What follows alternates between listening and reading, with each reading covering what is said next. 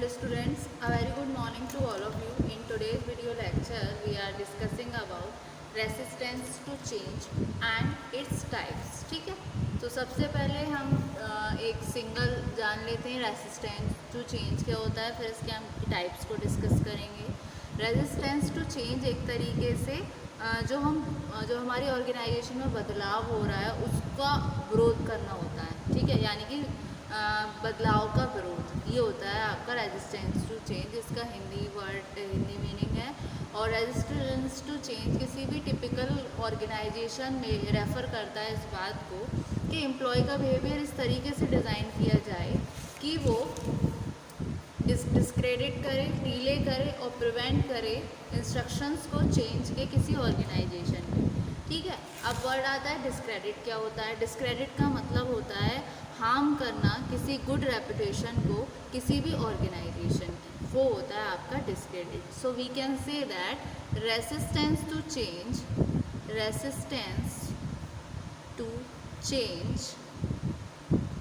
In a typical organization refers to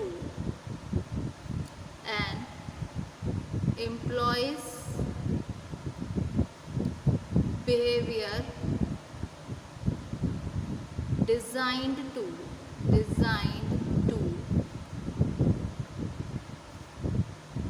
discredit, delay और prevent instructions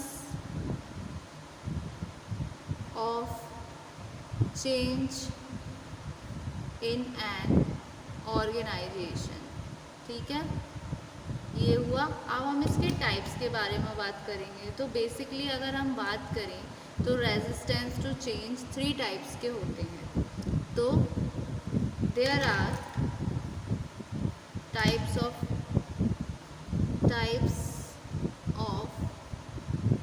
resistance to change. So there are 3 types of resistance to change. कौन कौन से 3 types होते हैं उनको हम डिस्कस कर लेते हैं। सबसे पहला आता है आपका इंडिविजुअल रेजिस्टेंस। इंडिविजुअल रेजिस्टेंस को भी 3 कैटेगरी में डिफाइन किया जाता है, 3 टाइप से, जिसमें सबसे पहला आता है आपका इकोनॉमिक फैक्टर्स। इकोनॉमिक फैक्टर्स में क्या आ गया? पीपल ज़्यादातर ये सोचते हैं कि वो एडवर्सली अफेक्ट हो जाएंगे चेंज के द्वारा in terms of their need satisfaction. जैसे कि इकोनॉमिक लॉस हो सकता है, जो एम्प्लॉय जो मैच नहीं कर सकते नए चेंज से, तो उनको कहीं ना कहीं डर रहता है इकोनॉमिक लॉसेस का। दूसरी सिचुएशन आती है इंसेंटिव्स। जैसे इंसेंटिव्स हो गए, बोनस, वो भी कहीं ना कहीं लॉस हो जाएंगे अगर कोई चेंज होगा जिसमें रिक्वायरमेंट हुई किसी नए स्किल की। तो ये इकोनॉमिक फैक्टर्स आते हैं अंडर इंडिविजुअल रेजिस्टेंस। ठीक है, so it can be of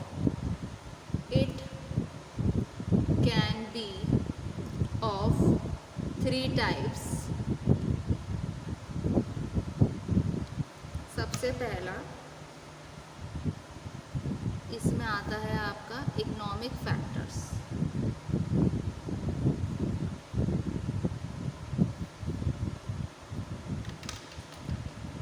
People usually think that they will be affected adversely by the change in terms of their need satisfaction, which are, सबसे पहला आ गया आपका इसी में इकोनॉमिक लॉस। ठीक है, मतलब जो पीपल होते हैं जो मैच नहीं कर पा रहे न्यू चेंजेस के साथ, तो उनको ये डर रहता है कि उनका इकोनॉमिक लॉस हो जाएगा। उसके अलावा इंसेंटिव स्कीम। इंसेंटिव स्कीम इसमें क्या रहता है, इंसेंटिव्स हो गए जैसे बोनस, वो भी लॉस्ट हो सकते हैं अगर कोई चेंजेस हुए, मतलब जहाँ पर रिक्वायरमेंट हुई किसी नए स्किल की। ठीक है, ये हो गया पहला, तो ये आया इंडिविजुअल रेजिस्टेंस में। फिर दूसरा आता है इसी में साइकोलॉजिकल फेयर, यानी कि जो आपका मनोवैज्ञानिक डर होता है वो। इसमें क्या रहते हैं साइकोलॉजिकल फेयर में, ये बेस्ड होते हैं एम्प्लॉय के एटीट्यूड पे, उसके इमोशंस पर, उसके भाव पर। ठीक है, so these are based on employees attitudes, emotions, sentiments. ठीक है, विच आर, जैसे कि आपका आया ईगो हर्ट। ईगो हर्ट में क्या हुआ, एक चेंज है, अगर इससे कहीं आपकी ईगो हर्ट हो जाए किसी पर्सन की, यानी कि वो एक्सपोज कर देगा उसके वीकनेस को, तो ऑब्वियस सी बात है उसकी ईगो हर्ट होगी। दूसरा वर्क पैटर्न, मतलब जो अब तक उसका ट्रेडिशनल वे चल रहा था काम करने का, उसको क्रिटिसाइज किया गया। ठीक है, उस तरीके से तो हर कोई नहीं चाहता अपने कंफर्ट जोन से निकलना और अपने वर्क पैटर्न को इफ़ेक्ट करना, डिस्टर्ब करना। ठीक है, इस तरीके से ये हो गए साइकोलॉजिकल फियर। ठीक है, फिर आ जाते हैं आपके इसी में सोशल फैक्टर्स, इंडिविजुअल रेजिस्टेंस में सोशल फैक्टर्स। सोशल फैक्टर्स में क्या आ गया, पीपल ये डिज़ायर करते हैं कि जो नीड सेटिस्फेक्शन है वो किसके थ्रू हो रही है, जहाँ पर म्यूचुअली लोगों में इंट्रैक्शन हो रहा है।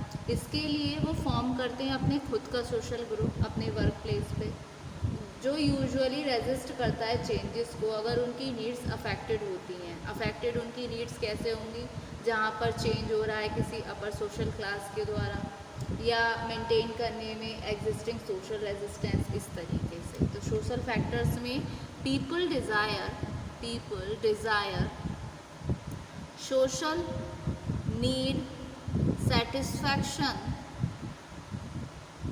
through their mutual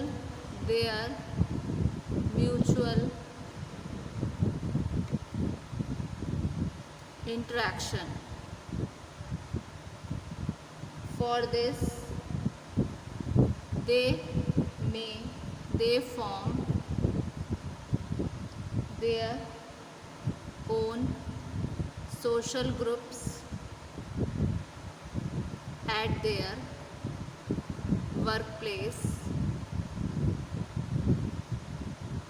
ठीक है, इस तरीके से ये हुए सोशल फैक्टर्स। फिर सेकंड टाइप आती है आपकी ग्रुप रेजिस्टेंस।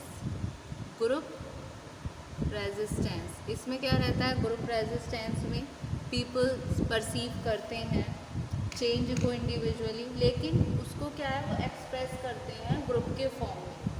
ठीक है, सो इस वजह से ग्रुप सोर्स बन जाता है रेजिस्टेंस का। ठीक है, सो ये होते हैं ग्रुप रेजिस्टेंस। सो पीपल में perceive the change individually but they express it in the form of group. Hence group itself becomes source of resistance. ठीक है, ये तो आया ग्रुप रेजिस्टेंस। फिर नेक्स्ट आता है इसमें आपकी जो थर्ड कैटेगरी आती है वो आते हैं आपके ऑर्गेनाइजेशनल रेजिस्टेंस। ऑर्गेनाइजेशनल रेजिस्टेंस इसमें क्या रहता है, ऑर्गेनाइजेशनल रेजिस्टेंस में इसमें चेंज होते हैं ऑर्गेनाइजेशन ऑल्सो रेजिस्ट चेंज। कैसे, ड्यू टू किन वजह से, जहाँ पर लिमिटेशन हो रिसोर्सेज की, न्यू टेक्नोलॉजी की, उनका एग्रीमेंट हो जाए दूसरी ऑर्गेनाइजेशन के साथ जो कि चेंज के लिए प्रिपेयर नहीं है, या फिर who will not like for change, ठीक है, इस तरीके से। सो organisational organizations also resist resist change due to, सबसे पहले, limitation of resources for new technology. Next,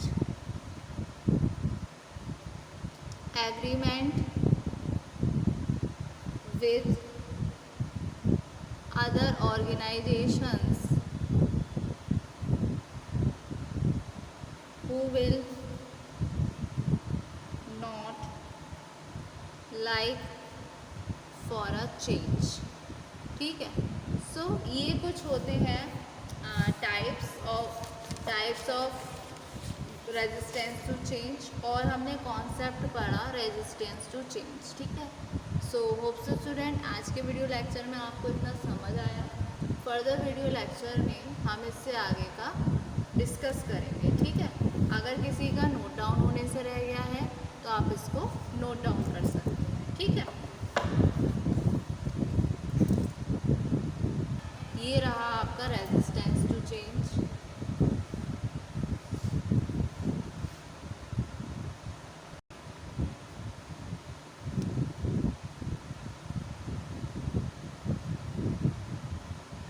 Thank you so much, student.